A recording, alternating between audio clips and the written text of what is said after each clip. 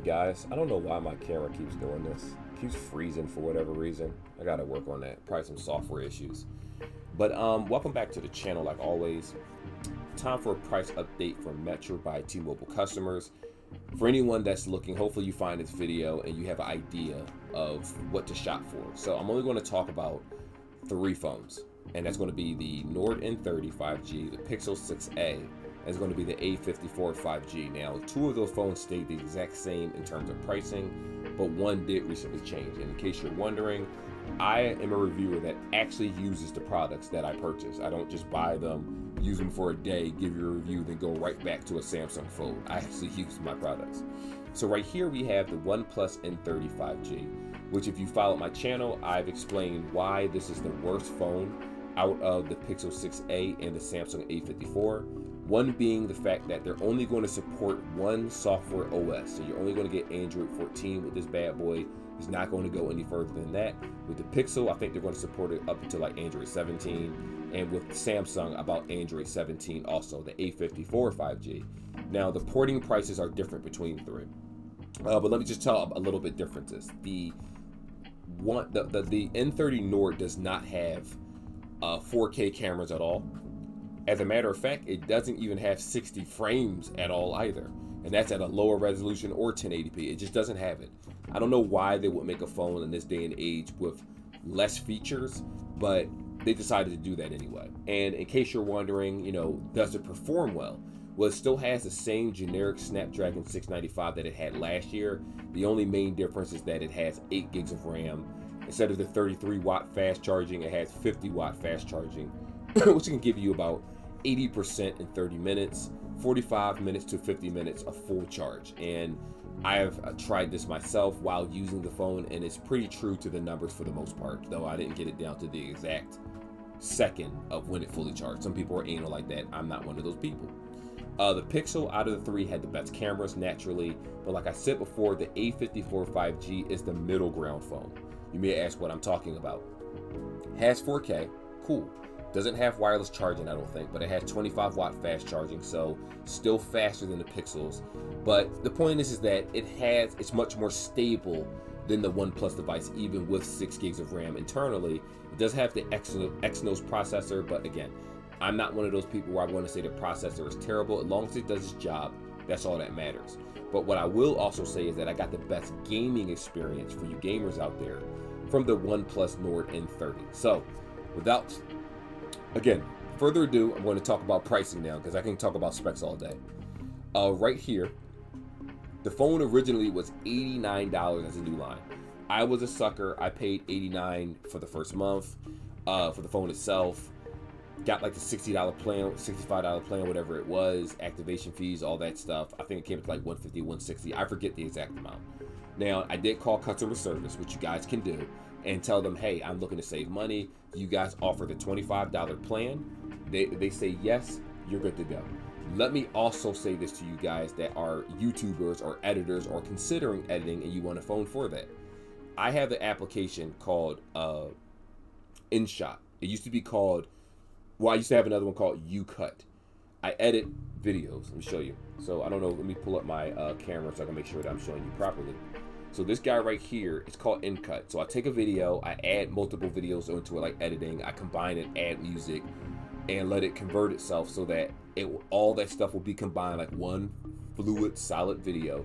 And then I post them on YouTube. Now I can do that on my computer, it'd be substantially faster, but I'm always mobile. And with the 50-watt fast charging, is one of the reasons why I like this phone.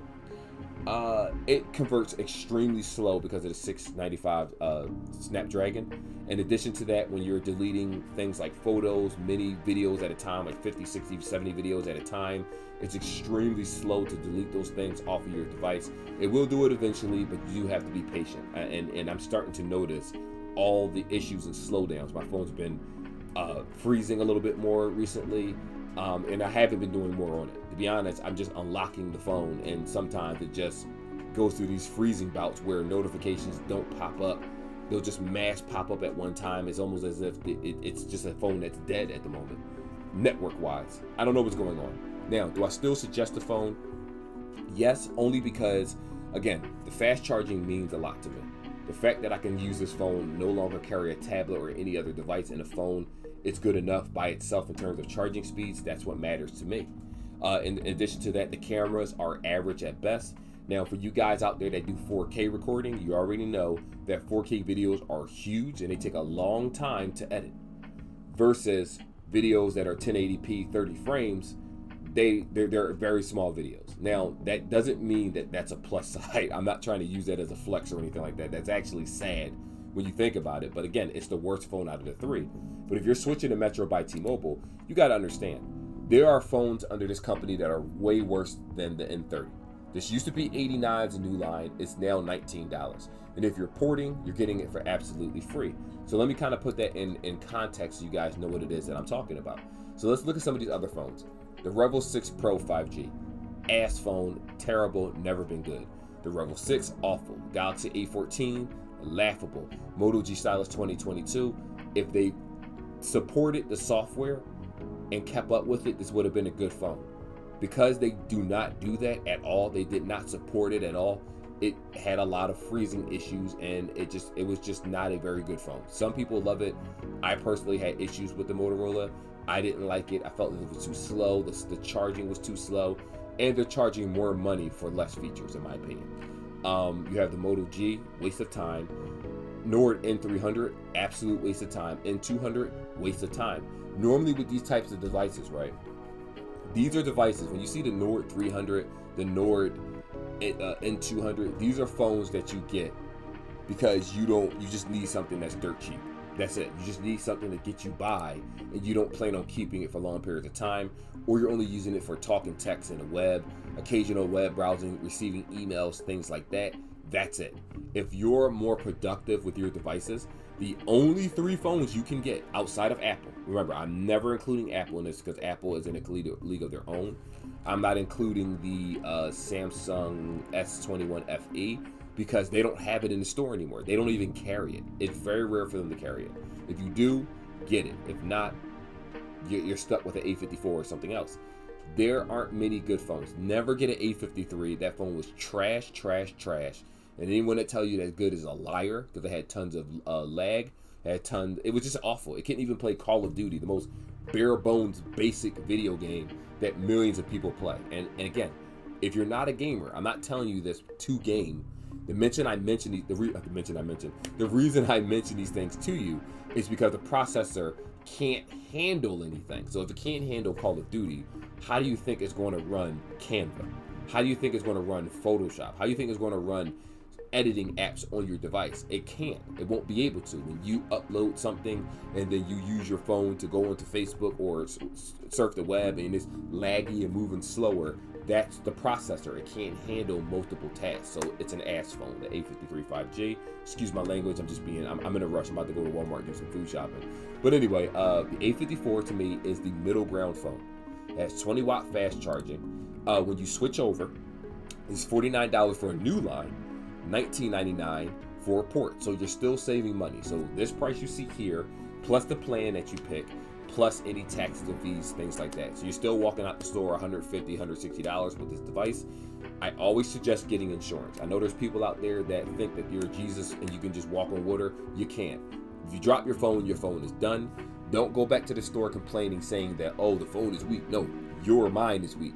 Get the insurance. It's only $3 to $6 for this device. If they charge you any more than that, it's because they're putting you on this type of bundle plan, and you can easily go to another store and just go to someone else and say, hey, are they supposed to give me a bundle, or how much is the insurance? And they can let you know, because these companies are ran by private owners that buy metros. Like, you know, you buy McDonald's, you buy Chick-fil-A, you own it. It's not like it's one conglomerate owning all these things, and they push certain agendas like certain features onto your plan so that it brings up their MRC. I used to work for Metro, so I know. And the reason I left because I refuse to do this to people. I'm not a scumbag. I would never do this. But most people are scumbags, so they're willing to put extra things on your plans that they're not supposed to do. Now, with that being said, I was trying to make this more family friendly, but I just can't lie to you guys. I don't want to lie to you about bad service. I like the Metro service. The internet speeds are pretty good. After 35 gigs, it slows down. Slower 5G speeds. but that slowdown is still substantially faster than most carriers out there allow you to do. And that's something to think about. But anyway, like I said, the only reason I'm not suggesting the Pixel to anybody is because the Pixel has an overheating issue with its cameras. Now, if you know how to manage that, like change a different kernel and all that stuff, I'm not personally doing that. When I buy a phone, I want it to work as is with the software. If I have to put extra software on it and all this stuff, that means the phone's no good to me. But some people like the Pixel. I loved it personally. Even the small size was perfectly fine. It was just that it charged so slow. And then the camera kept overheating, and it's like, you gotta, come on Google, you gotta do something correct this time. But this is the ideal phone in terms of camera for Metro by T-Mobile if you're not doing Apple. If you're saying, you know what, Ian, what do you suggest outside the Pixel? The A54 has that 6.4 inch screen, I believe, 128 gigs, SD card slot, 6 gigs of RAM. I think the Exynos processor is the 1380. I don't remember the processor, but the point is that this is the, 1380. I was right, Exynos. This phone is actually very, very good, the A54 5G. I sold it to a family member on my wife's side, gotta say that part. And I regret doing it because after having all three, the Pixel, the OnePlus, and the A54, I kind of wish I kept the A54, if I'm being honest here, because it didn't overheat. I didn't have that camera issue. It's still recorded in 4K, not as good as a Pixel, but it's still recorded in 4K. Everything was just flawless almost for me. And outside of the lagging of, like, it lagged when you unlocked it with the fingerprint and things like that. And it was just like minimal issues, and I was being super anal about it, and I can admit that. But outside of that, that is the price update. The only reason I'm not going to talk to you about other devices that don't matter, because when you look at the new price and the add-on price, why would you ever go to these other phones?